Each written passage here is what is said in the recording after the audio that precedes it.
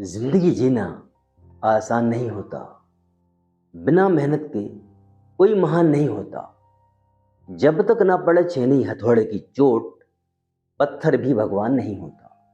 नमस्कार दोस्तों, मैं हूं अजय चौरसिया। मोटिवेशनल मंत्रा पर स्वागत है आपका।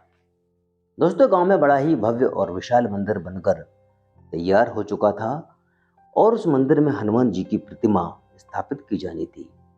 चूंकि मंदिर काफी बड़ा था तो गांव के लोग चाह रहे थे कि प्रतिमा भी काफी बड़ी बननी चाहिए। इस काम के लिए एक अच्छे कलाकार को बुलाया गया और उसको मंदिर दिखाया गया। मूर्तिकार ने आकर मंदिर देखा और उस मंदिर के अनुरूप मूर्ति बनाने के लिए पत्थर की खोज शुरू की।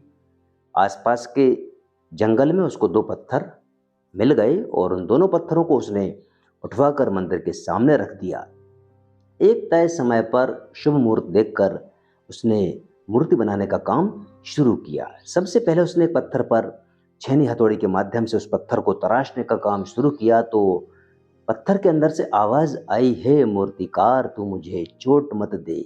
मैं तेरे छेनी हथौड़ी की चोट को नहीं सह पा रहा हूं, मुझे कष्ट हो रहा है। और वो पत्थर टूटकर बिखर गया।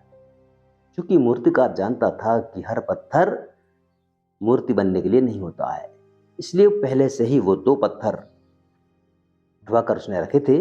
तो अब उसने दूसरे पत्थर पर काम करना शुरू किया।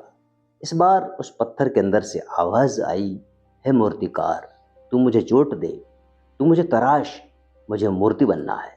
और देखते ही देखते कुछ दिनों पश्चात एक सुंदर सी प्रतिमा बनकर तैयार हो गई। एक तय समय पर शुभ मुहूर्त में उस प्रतिमा की स्थापना कर दी गई और पूजन अर्चना करने के पश्चात मंदिर में मूर्ति में प्राण प्रतिष्ठा कर दी गई। अब आसपास के लोग मंदिर को देखने आने लगे और पूजा अर्चना करने लगे।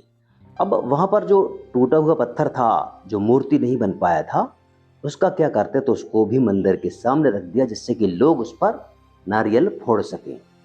अब एक पत्थर वो जो चोट सह सका, जिसने कष्टों को सहा, मूर्ति बनकर सामने खड़ा था।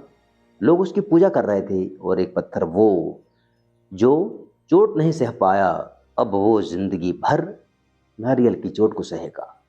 शनिवार मंगलवार को काफी भीड़ होती, लोग आते और जय बजरंगबली बोलकर उस पत्थर पर नारियल फोड़ते। शाम तक उस पत्थर पर बहुत सारे नारियल फोड़े जाते और अब वो पत्थर जिंदगी भर नारियल की चोट को सह रहा है। दोस्तों, बात सिर्फ पत्थर की नहीं है।